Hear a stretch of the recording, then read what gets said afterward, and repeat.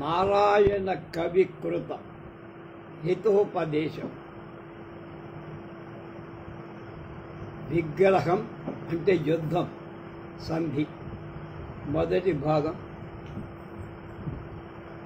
3/8/20. దీన్ని కూడా అనువాదం చేసిన వాళ్ళు శ్రీ జీరెడ్డి బాలచెన్నారెడ్డి గారు. ఈ నారాయణ కవి ఎవరు, ఏమిటి, ముందు ఆయన గురించి తెలుసుకొని తర్వాత కథలోకి. హితోపదేశం సంస్కృతం ప్రయోజనకరమైన సలహా అని దాని అర్థం. అనేది సంస్కృత భాషలో జంతు మరియు మానవ పాత్రలతో కూడిన కల్పిత కథలతో కూడిన భారతీయ గ్రంథం. ఇది సాధారణ సొగసైన భాష, అలాగే చాలా విస్తృతంగా అందరి చేత ఆమోదం పొంది. దాని మూలం గురించి చాలా తక్కువగా తెలుసు. మిగిలి ఉన్న గ్రంథం 12వ శతాబ్దికి చెందిందని అంటారు. అయితే 800 నుంచి 950 మధ్య నారాయణుడు అనే కవి చేత స్వరపరచి ఉండవచ్చు. నేపాల్లో కనుక్కోబడిన పురాతన వ్రాత ప్రతి 14వ శతాబ్దానికి చెంది ఉంది. అలాగే దాని కంటెంట్ మరియు శైలి చాలా పూర్వం నుండి పంచతంత్రం అని పిలువబడి పురాతన సంస్కృత గ్రంథాలలో ఏ శైలి ఉందో ఇందులో కూడా అది. రచయిత అతడి మూల హితోపదేశానికి సంబంధించిన కర్తవ్యం అంటే కర్తృత్వం అన్నమాట. ఎవరు రాశారే అనేది వివాదాస్పదం.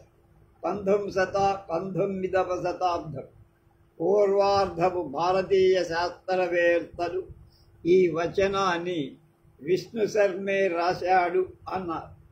ఇది కథకుడు మరియు పాత్రలో తరచుగా కనిపిస్తుంది.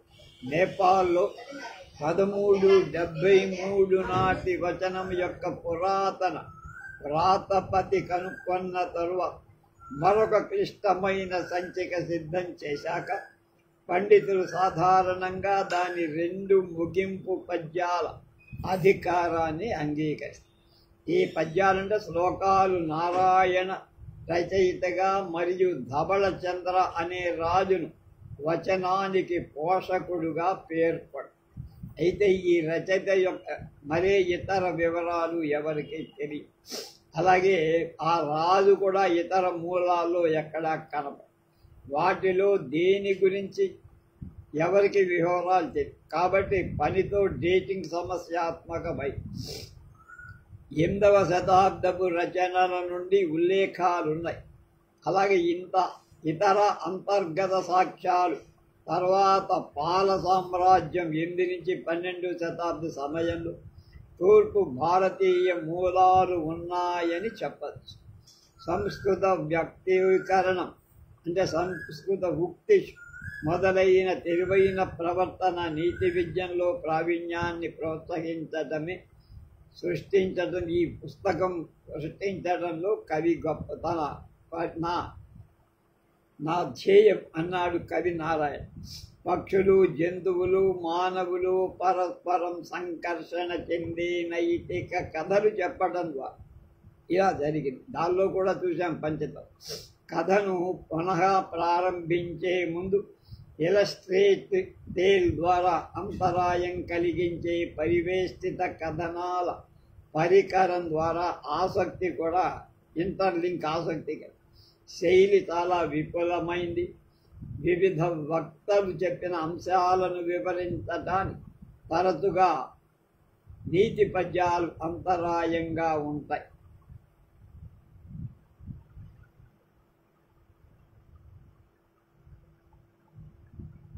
హితోపదేశం పురాతన సంస్కృత క్లాసిక్. పంచతంత్ర నైతికలతో కూడిన మరొక కల్పిత కథకు చాలా పోలిక.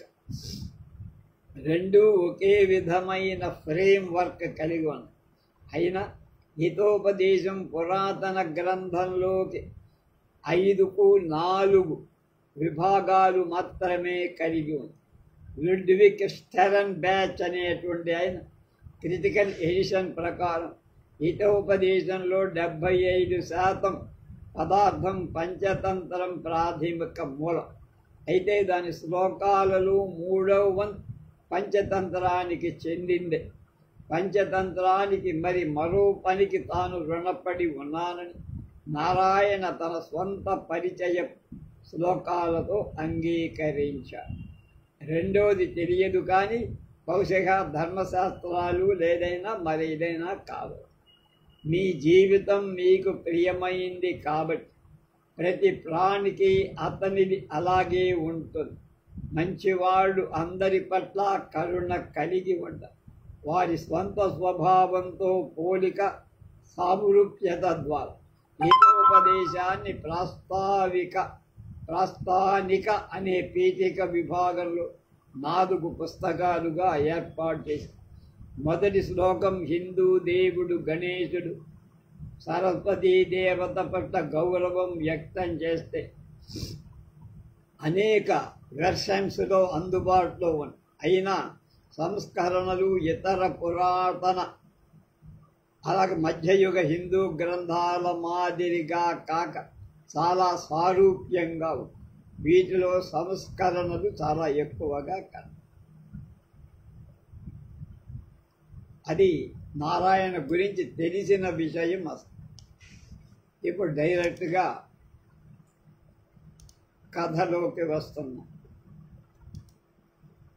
హితోపదేశ విగ్రహ. విగ్రహం అంటే యుద్ధం, సంధి అంటే సంధి లేకుండా ఒడంబడిక. అధః పునః కథారంభకాలే రాజపుత్రాః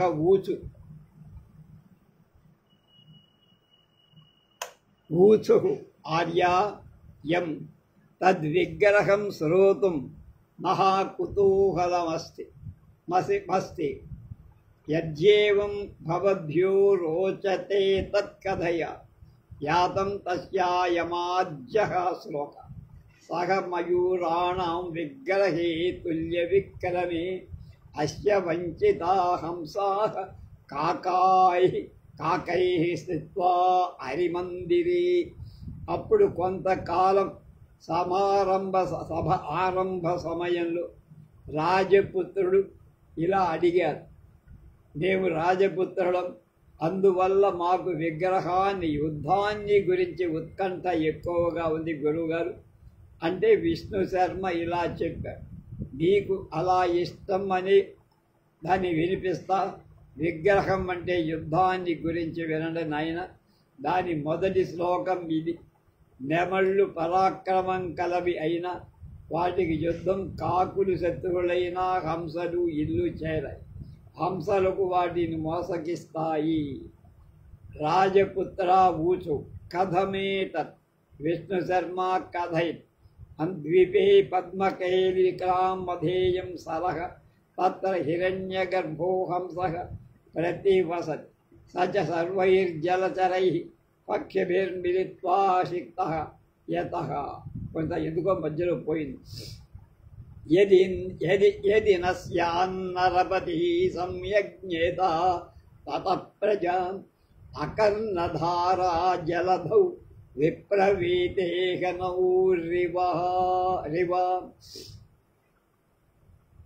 అపరంచ ప్రజాం సంరక్షతి నృపః సా వర్ధయతి పార్థివం వర్ధనాద్రక్షణం శ్రేయ తదభావే సదప్యసత్.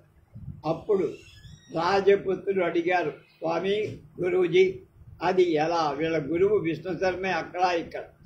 ఆయన ఇలా చెప్పాడు, ఆ రాజకుమారుడే కనుక గురువు మారుడిగా.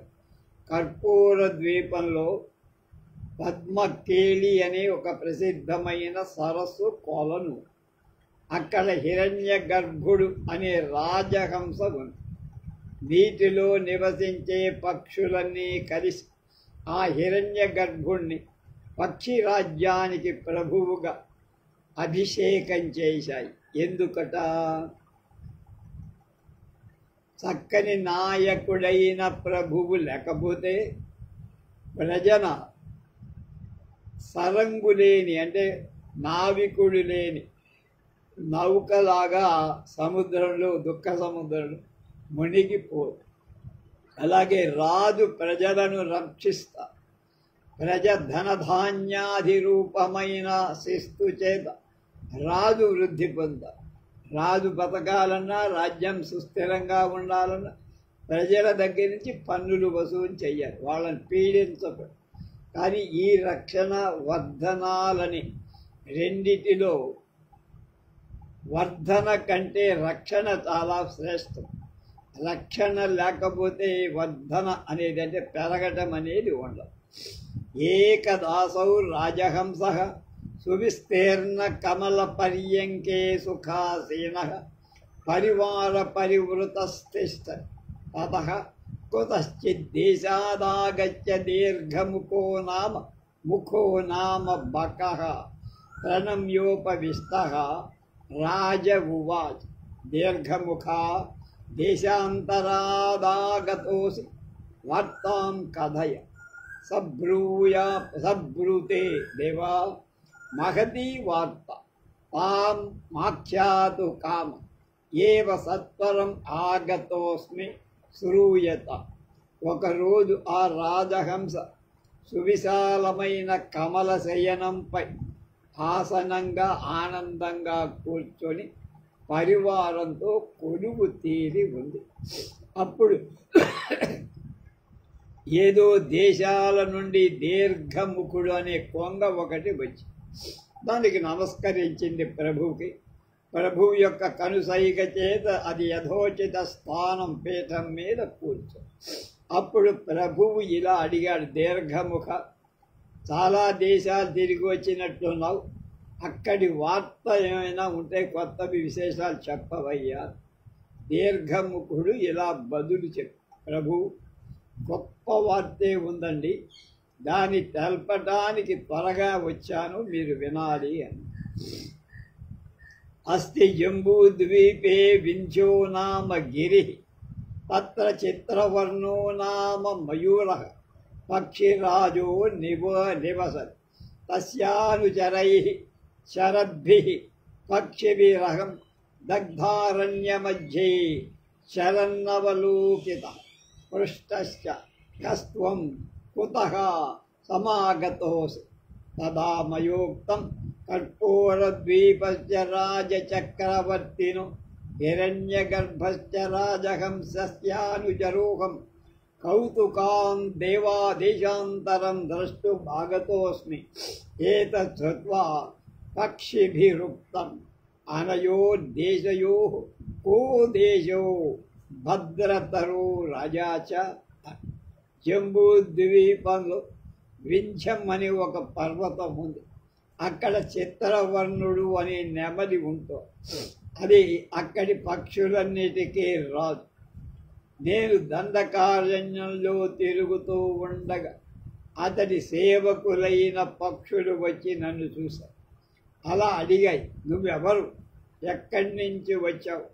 అప్పుడు నేను ఇలా సమాధానం చెప్పాను, నేను కర్పూర ద్వీపంలో హిరణ్య గర్భుడనే రాజహంస ఆ ద్వీప పక్షులకు పాలన చేస్తూ ఉన్న ద్వీపానికి సార్వభౌము, అతడి సేవకుణ్ణి నేను. ఇతర దేశాలు చూడాలనేటువంటి కుతూహలంతో వచ్చి అది విని ఆ పక్షులు ఇలా, ఈ రెండు దేశాలలో మా దేశం మీ దేశం, ఏ దేశం బాగుంది, శుభంగా ఉంటుంది, ఏ ప్రభువు ప్రశస్తుడుగా ఉంటాడు అని.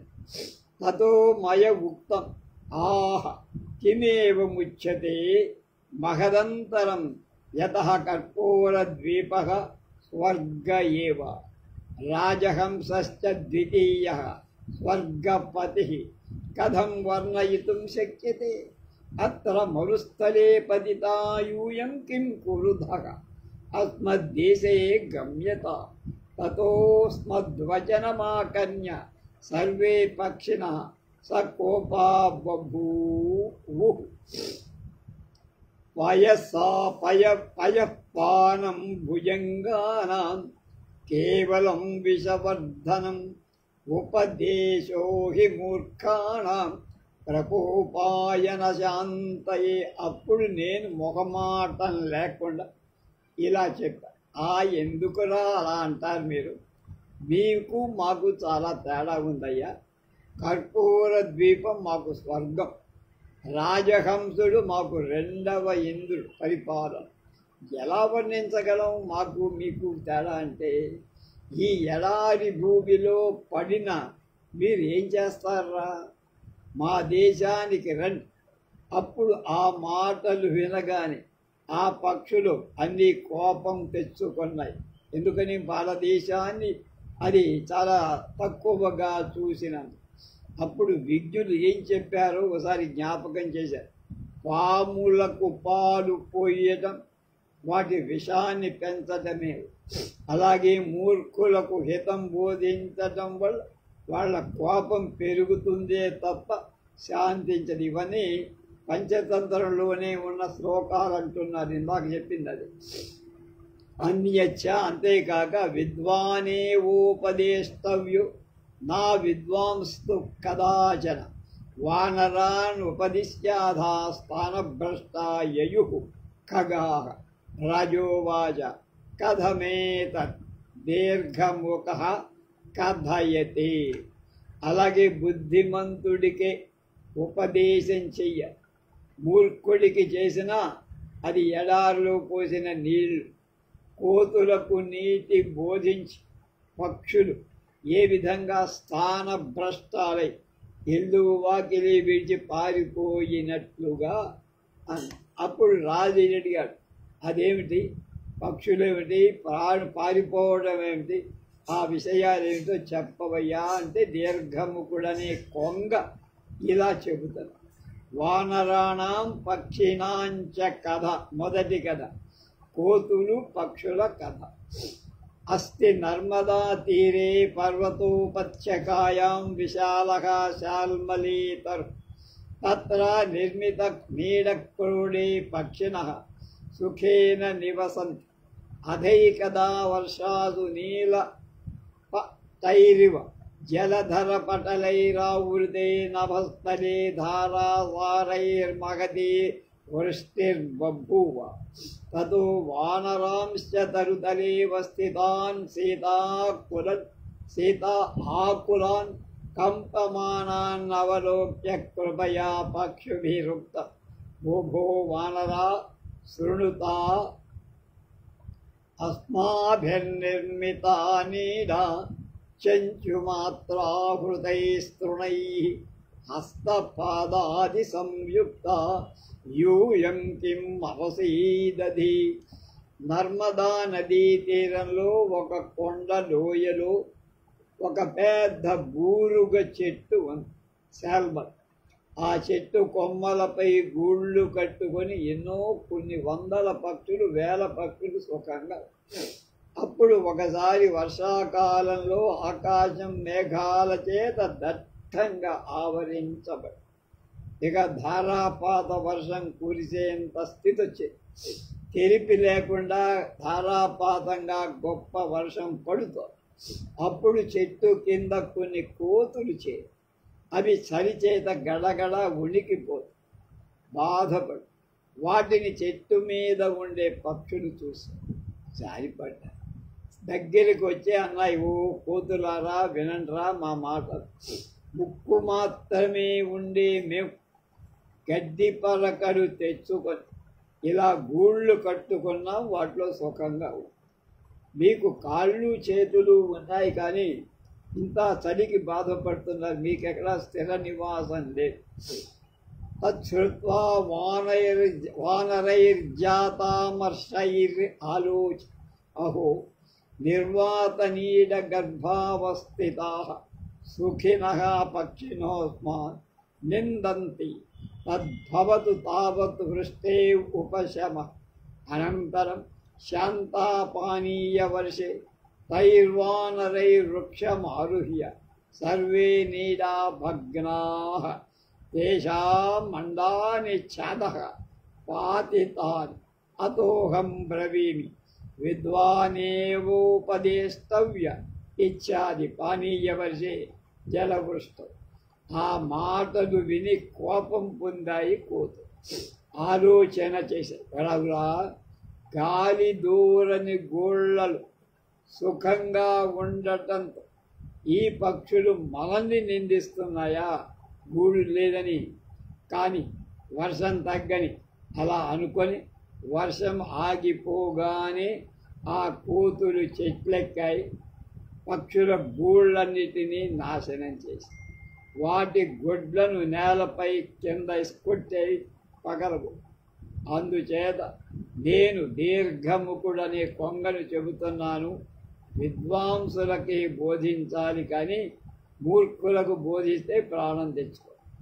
రాజోవాచ తతస్థైః పక్షిభిః కిం కృతం బకః కథయ తతస్థైః పక్షిభిః కోపాదుక్తం కేనాసౌ రాజహంసో రాజా క్రుధః తతో మయోపజాత కోపేన ఉక్తం అయం ఉష్మదీయో మయూరః కేన రాజా క్రుధః ఏతత్ శ్రుత్వా తే పక్షిణో మాం హంతు ముజ్యత తతో మయాసేపి స్వవిక్రమో దర్శితః యతః అన్యదా భూషణం పుంసః క్షమాలజ్జేవ యోషితః పరాక్రమః పరిభవే వైయాచ్యం స్వరతేష్వివ. అప్పుడు ప్రభువు హంసల రాజైన హిరణ్య గర్భుడు ఇలా అడిగారు. అప్పుడు ఆ పక్షులు అలాగే మాట్లాడకుండా ఉన్నాయా? అప్పుడు దీర్ఘ ముఖుడనే కొంగ చెప్పి ఆ పక్షులు కోపంతో ఉన్నాయి. ఆ రాజహంసుణ్ణి రాజుగా ఎవరు చేశారు? అది వినగానే నాకు కోపం వచ్చింది. అలా సమాధానం చెప్పారు. మీకు నెమలిని ఎవరు రాజుగా చేశారా? అది వినగానే పక్షులు నన్ను చంపటానికి సిద్ధపడి. అప్పుడు నేను నా పరాక్రమం చూడు. ఎందుకంటే స్త్రీలకు ఇతరులైన సమయాల్లో సిగ్గులాగా పురుషులకు క్షమ అనేది అంటే ఓర్పు అనేది శోభనిస్తుంది. అలాగే రతికాలంలో స్త్రీలకు తృష్ణలాగా పురుషులకు అవమాన సమయంలో పరాక్రమం శోభ కలిగిస్తుంది. ధృష్టత అంటే నేర్పు ప్రౌఢత. రాజా విహస్యాహ రాజు నవ్వి అంటున్న ఆత్మనస్య పరేషాంచ యక్ సమీక్ష బలాబలం అంతరం నైవ జానాతి న స తిరస్క్రియతే రితహరిభిః కించ సుచిరం హి చరన్నిత్యం క్షేత్రే సత్య సమబుద్ధిమాన్ దీపి చర్మ పరిచ్ఛన్నో వాగ్దోషాద్ గర్ధభోహతః. బకః పృచ్చతి కథమేతత్ రాజా కథయతి. అప్పుడు ఆ రాజును నవ్వి అన్నాడు, తన శత్రువుల యొక్క బలాన్ని బలహీనత పరిశీలించి బేరీ చేసుకో, అందులోని భేదాన్ని గ్రహించలేని వాడు శత్రువుల చేత తిరస్కృతమవుతాడంటే ఓడింపబడు. అలాగే ఒకానొక గాడిద పులి చర్మం చేత కప్పబడిందై చాలా కాలంగా పంట పొలంలో పైరు మేస్తూ, కానీ ఒకనాడు బుద్ధిహీనత కారణంగా ఓండ్రవి పొలం కాపరుల చేత అది మామూలు పులి కాదని, మేక వన్న పులి అంటమే, అలాగే ఆ జంతు పులి చర్మం కప్పుకొని వచ్చిందని నన్ను చంపే. కొంగ అడిగింది, ఎలా రా, కథ ఏమిటి? రాజహంస ఇలా చెప్పింది. రెండవ కథ రజకస్య తద్గర్భభస్య చ కథ, సాకలి వాడి గాడిద కథ. హస్తినాపురే విలాసో నామ రజక తస్య గర్భభోతి భారవాహవ దుర్బలో ముహూర్తరివా భవ తతస్తేన రజకేనాసౌ వ్యగ్రచర్మణ ప్రచ్ఛద్యారణ్య సమీపే సస్య క్షేత్రే విముక్తః తతో ధూరాత్తమవలోక్య వ్యాఘ్రబుద్ధ్యా క్షేత్రపతయ సత్పరం పలాయన్. హస్తినాపురంలో విలాసుడనే ఒక చాకలివాడు ఉండడు. అతడికి ఒక గాడిద ఉంది. అది బరువుగా అధికంగా మోయటం చేత ఎప్పుడు మోటార్ మోయటమేగా బలహీనం వచ్చేసింది. అంటే బలం తగ్గిపోయింది, చచ్చేలాగా తయారైపోయింది, అంటే జీవక్షమం అయిపోయింది. అప్పుడు చాకలి ఆ గాడిదకు పులితో తోలు కప్పారు. అడవికి దగ్గరగా ఉండే పంట చేలు వదిలి పొలం కాపులు దూరంగా ఉండి దాన్ని చూసేవాడు. పులి కదా, ఎందుకు మన మీద పడు కనుక పరిగెత్తేవాడు. అధైకదాచేనాపి సస్యరక్షణేన దూసరం భూసరకంబలకృత పనుత్రాణేన ధనుష్కాండం సజ్జీకృత్య అనతకాయేనైకాంతే స్థితి తంచ దురాదృష్ట్వా గర్ధభః పుష్టాంగు యథేష్టస సస్యభక్ష్యన జాత బలు గర్ధభూయామితి ఆత్మత్వోచ్చై శబ్దం కుర్వాణ స్తరభిముఖం ధావితః. తతస్తేన సస్యరక్షేణ చీత్కారశబ్దాద్ గర్ధభూయమితి నిశ్చేత్య లీలయైవ వ్యాపాదితః. అతోహం బ్రవీమి సుచిరం హి చరన్నిత్యం ఇచ్చ. అప్పుడు ఒకానొకనాడు ఆ పొలం కాపరి బూడిద రంగు కంబడి వడలంతా కవచంలాగా కప్పుకొని విల్లు ఎక్కుపెట్టారు. బాణ ప్రయోగానికి అనుకూలంగా ముందు కొంచెం వంగి ఒక ఏకాంత ప్రదేశంలో పొంచి కూర్చుంది.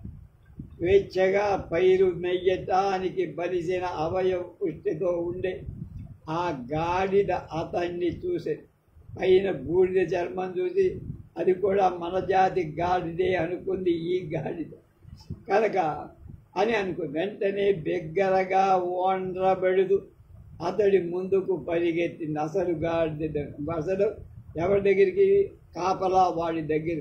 అప్పుడు ఆ పొలం కాపరి దాని ఓండ్ర పట్టడాన్ని వినటంతో అది గాడిద అని తెలుసు.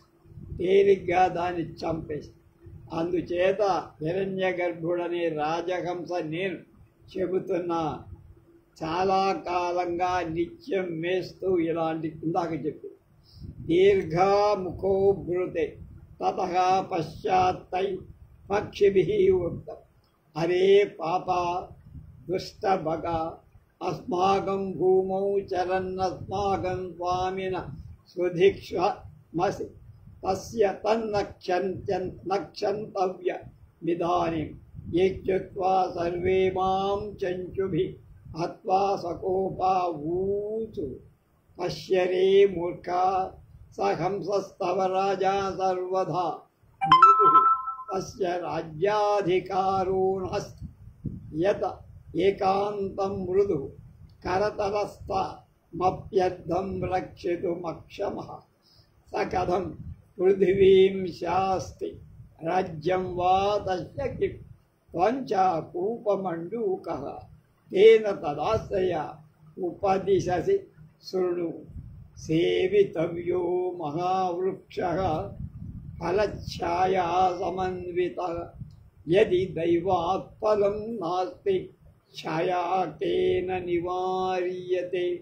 దీర్ఘముఖుడనే కొంగ ఇలా చెప్పారు. తర్వాత ఆ పక్షులు ఇలా అనుకున్నాయి, ఒరే పాపాత్మ దుష్టుడా, మా భూమిలో తిరుగుతూ మా ప్రభువును ఆక్షేపిస్తావా? ఇందుకు నిన్ను ఎప్పుడు క్షమించకూడదు అని ఇలా అన్ని నన్ను ముక్కుతో పొడుస్తూ బాధ పెడుతూ ఇలా, ఒరే మూర్ఖ, నీ ప్రభువైన ఆ హంస అన్ని విధాలా మెత్తనివాడు, అలాంటి వాడికి రాజ్యం పాలించే అర్హత లేదురా. ఎందుకంటే మిక్కిలి మెత్తనవాడు, చేతిలో వస్తువు సైతం రక్షించుకోలేడురా. అలాంటి వాడు మీ భూమిని శాసిస్తున్నాడు, పాలిస్తున్నాడు అంటే నవ్వొస్తోంది. వాటికి రాజ్యం దేనికిరా? నువ్వు ఒక బావిలో ఉన్న కప్పవిలాగా ఉండవు. అందుచేత అతడి ఆశ్రయాన్ని గురించి నేను ఉపదేశిస్తున్నా విను అని హితోపదేశం. పళ్ళు నీడ ఉన్నటువంటి చెట్టుని, పెద్ద చెట్టుని ఆశ్రయించాలి ఎవడే. దురదృష్టం వల్ల పళ్ళు లభించకపోతే నీడైనా అక్కడ దొరుకుతుంది. దాన్ని ఎవడు వదిలిపెట్టకూడదు, అది విచారించకూడదు. అన్యశ్చ అంతేకాదు, హీన సేవాన కర్తవ్యో మగనాశ్రయ పయోపి శౌండికీగస్తే వారుణీచ విధీయతే. అన్యచ్చ మహానప్యల్పతాం వ్యాతి నిర్గుణే గుణవిస్తరః ఆధారాధ్యేయ భావేన గజేంద్ర ఇవ దర్పణే. అలాగే నీతులను సేవించకూడదు అబ్బాయి, మహాత్ములైన వాళ్ళని సేవ చేయి. ఈడిగ దాని చేతిలో ఉండే పాలు సైతం కళ్ళుగా భావింపబడతాయి కనుక ఈడిగా అంటే మద్య వ్యాపారం చేసేవాళ్ళు గౌండ్ల, వాళ్ళ చేతిలో పాలున్న చూసేవాళ్ళు అది మద్యం కళ్ళు అనుకుంటారు. అలాగే గుణహీనుణ్ణి ఆశ్రయించి మహాసముదాయం కూడా ఎంతమంది అయినా ఆధార ప్రభావం చేత అందరూ చాలా అల్పులుగా అందరి చేత భావింప. గజరాజం అద్దంలో చిన్నదిగా కనపడుతుంది కదరా అది. కింటూ అంతేకాక అజాసింహ ప్రసాదేన వనే చరతి నిర్భయం రామమాసాజ్యలంకాయ రాజ్యం లేభే విభీషణ విషేతశ్చ వ్యపదేశేపి సిద్ధి స్యాదతి శక్తే నరాధిపే శశినో వ్యపదేశేన శశకాః సుఖమాసతే మయోక్తం కథమేతత్ తే పక్షిణః కథయంతి. అలాగే సింహం యొక్క అనుగ్రహం చేత మేక అడవిలో శుభ్రంగా నిర్భయంగా శంకు లేకుండా సంచరిస్తుంది. ఎందుకని తన యజమాని సింహం అని, తన జోలికిస్తే సింహం ఊరుకోదని. శ్రీరాముడి రక్షణ పొందిన విభీషణుడు లంక రాజ్యాన్ని అభిషేక్తుడయ్యా. అలాగే బలవంతుడైన ప్రభువు యొక్క పేరు గ్రహించడం అంటే తీసుకోవడం, స్మరించడం వల్ల కార్యం కూడా జరుగుతుంది, పని అవుతుంది. శకున శశకాలంటే కుందేలు, శశి చంద్రుడి యొక్క పేరు చెప్పుకొని సుఖాన్ని పొందుతున్నాయి కనుక దాని పేరు శశినం అంటారు, శశకం అంటారు. శశి అంటే చంద్రుడు, ఆ చంద్రుడు పేరు పెట్టుకొని ఈ లోకం మీద బతుకుతున్నాయి. చంద్రుడిలో కుందేలు ఉందని ఒక సామెత ఉందిగా మనకి. అందుచేత దీర్ఘతముడైనటువంటి కొంగని అడిగాను, అది ఎలాగయ్యా? ఆ పక్షులు ఇలా చెప్పారు. మూడవ కథ గజ గాథ శతక కథ. గజయూధ అంటే గజాల ఏనుగుల యొక్క యూధం సమూహం ఉంది. కదాచి వర్షాస్వపి వృష్టేరభావాత్ తుషార్తో గజయూధో యూధపతిం నాథ కోభ్యుపాయోస్మాకం జీవనాయ నాస్తి క్షుద్రజంతూనాం నిమజ్జనస్థా వయంచ నిమజ్జనస్థానాభావాన్మృతా అంధా ఇవ కిం కుర్మః త్వం యామః తతో హస్తిరాజో నాతి దూరం గత్వా నిర్మలం హ్రదం దర్శితవాన్.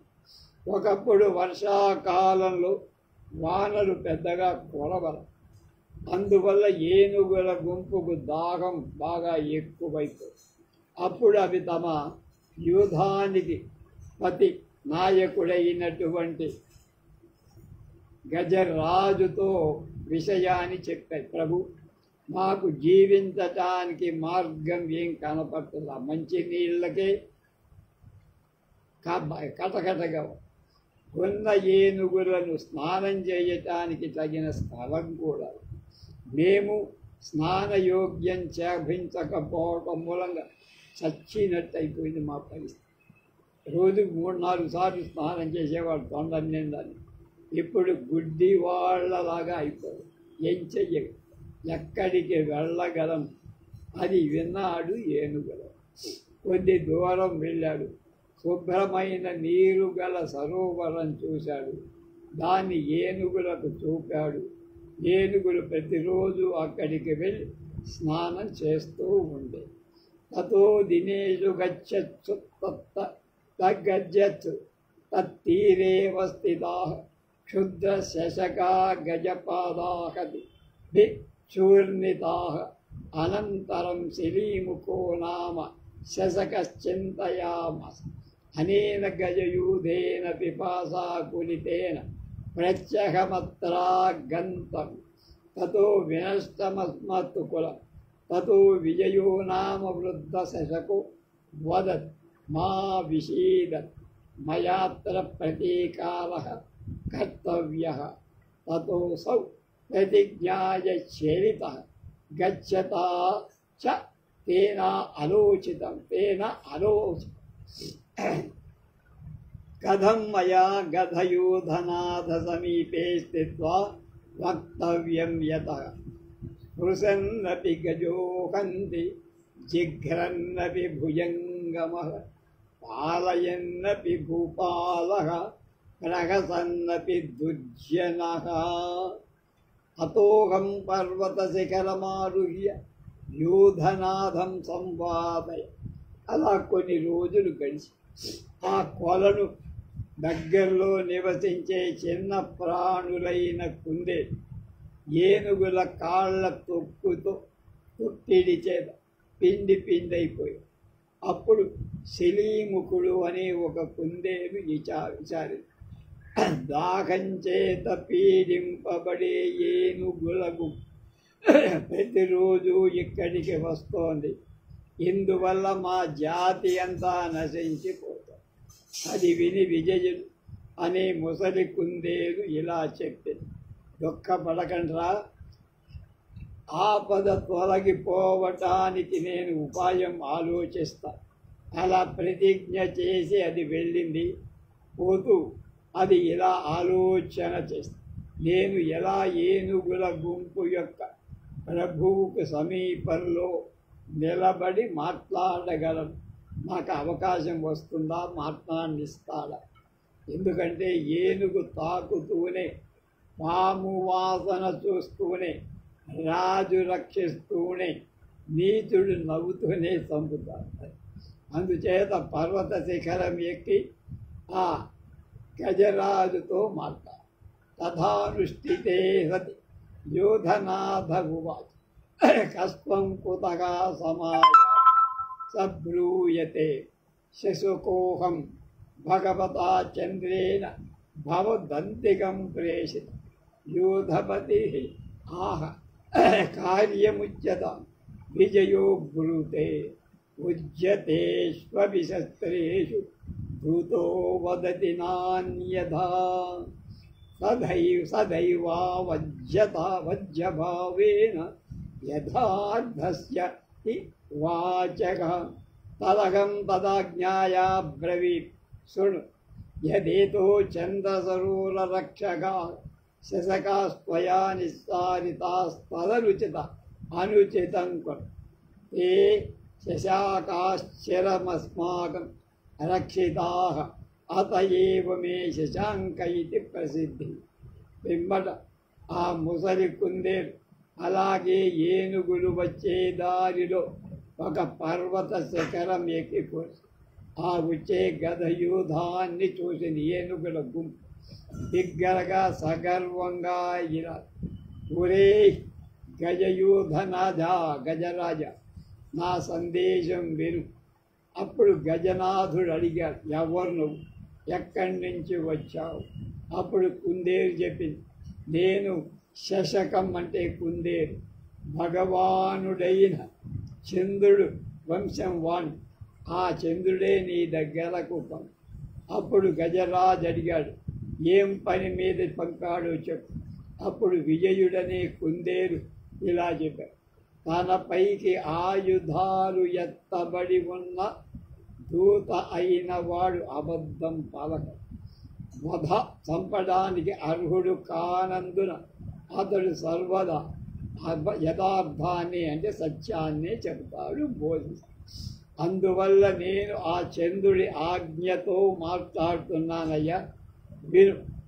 నువ్వు ఈ చంద్ర సరోవర రక్షకులైన కుందేళ్ళ శశకాలు వెళ్ళగొట్టి చాలా తప్పు చేశావు. ఈ శశకాలను చిరకాలం మేము రక్షిస్తూ వచ్చాం. అందువల్లనే నాకు శశాంకుడు అనే పేరు కలిగింది అని. ఏవ ముక్తవది దూతే యూధవతిర్భయాదిధమా ప్రణిధే ఇదమజ్ఞానతః కృతం పునర్న తత్ర గమిష్య. దూత ఉవాచ, యజ్జేవం తదత్ర సరసి కోపాత్ కంపమానం భగవంతం శశాంకం ప్రణమ్యం ప్రసాద్య చ గచ్ఛ.